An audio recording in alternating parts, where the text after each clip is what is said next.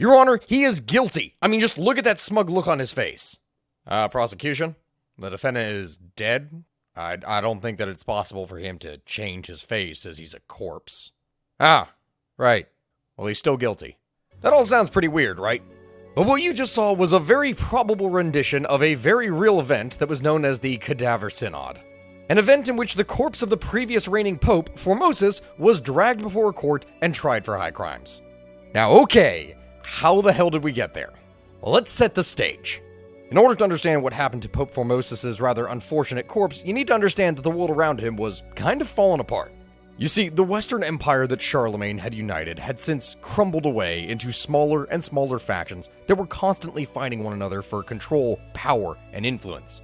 Rifts had formed within the church as men who aspired to be pope found that they needed the additional strength of one of these many secular leaders, and while all of this was happening, Formosus was the Bishop of Porto during the reign of Pope John VIII. Now, at the time, he was a rather successful missionary, having been known for spreading the Christian faith amongst the Bulgars. But I guess the issue then at that point is that he might have been a little bit too good at his job. Because Pope John VIII turned on Formosus and accused him of violating a law that prevented bishops from ruling over more than one place at a time. A law that was supposed to prevent bishops from building their own little fiefdoms.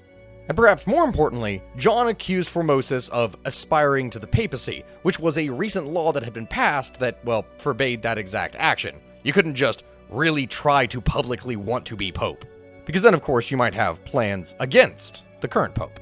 Formosus was getting just a little bit too close for comfort, so John decided to have him excommunicated.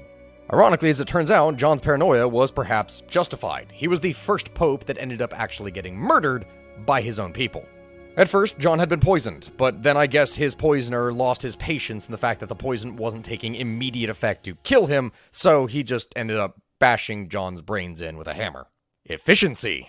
And then after John's death, the papacy had such a ridiculously high turnover rate that, honestly, it's shocking that anyone wanted the job at all. This is going to be a little bit of a rapid fire now, so prepare yourself. The first thing that happened is Marianus I succeeded John and reinstated Formosus as a bishop. But the following year, Pope St. Andrew III succeeded Marianus, though he barely lasted a year before being assassinated himself. Pope Stephen V then followed shortly after. As I said, this is going to be moving rather quickly. Finally, in 891, it was Formosus' turn, and he managed to hold on to the papacy for a good 5 years. Well, actually, I say good 5 years. It was for 5 years. 5 years that weren't necessarily good. They were very turbulent. But then he subsequently died of a stroke, and the throne passed on to someone else. His successor, Boniface VI, was elected quickly in order to squelch the riots that were within the city, but it's actually a little bit of an odd choice that he was selected, because he had been twice defrocked for immoral conduct, and then somehow just managed to keep on getting back into the church. Not that it lasted very long, because he only ruled for 15 days before dying of gout or poisoning. Either or, we're not exactly sure. Which brings us to the man that started it all, Pope Stephen VI. Less than a year into his papacy, he gave the order to dig up Formosus and force his corpse to stand trial for crimes that Pope John VIII had excommunicated him for, that being seeking the papacy and ruling over more than one place at a time as a bishop. So then I guess the question becomes, why do this? Now, Stephen VI's reason for desecrating this poor corpse could have been to shore up some political alliances with factions that hated Formosus, but the more likely reason was for it to cover up the fact that Stephen was actually guilty of the exact same things that he was accusing Formosus of. You see, Formosus had made Stephen a bishop, and Stephen had become Bishop of Rome, a title that the Pope had while he was still Bishop of the other site.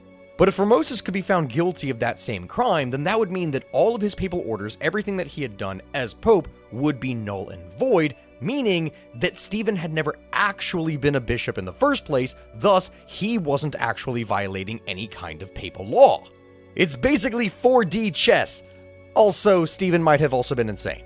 Really, it's an either-or situation. So the corpse of Formosus gets dragged out, it gets dressed in papal robes, and they prop it up in a chair in order to conduct this trial. Now, ironically, Formosus' name actually means good-looking, though by that time, he truly must have been a horrible, horrible sight, considering that his corpse was rotten after having been buried for 9 months and then dragged out in the open and propped up on a chair. A deacon was appointed to speak for him, but predictably, being a corpse, he didn't really say much. All the while, of course, Stephen, the Pope, just screamed at him. Formosus was found guilty on all counts. He was stripped of his vestments, and he had the 3 fingers that he used for blessing people on his right hand chopped off. Stephen then had him buried on an obscure plot of land, but I guess thinking better, he decided to drag the corpse out of said plot and then toss it into the Tiber River. And by that point, the people of Rome had pretty much just had enough of this Stephen guy. Soon after, a mob threw him into prison, and it was there that he was strangled. The next pope, Pope Romanus, annulled all the actions of Stephen VI, but that guy was then overthrown in less than a year. His successor, Pope Theodore II, was only pope for 20 days, yet somehow during that time managed to recover the body of Formosus.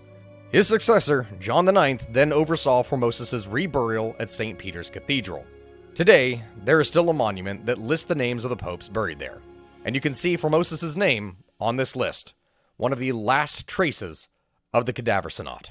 Easily one of the most odd points in the Catholic Church's history.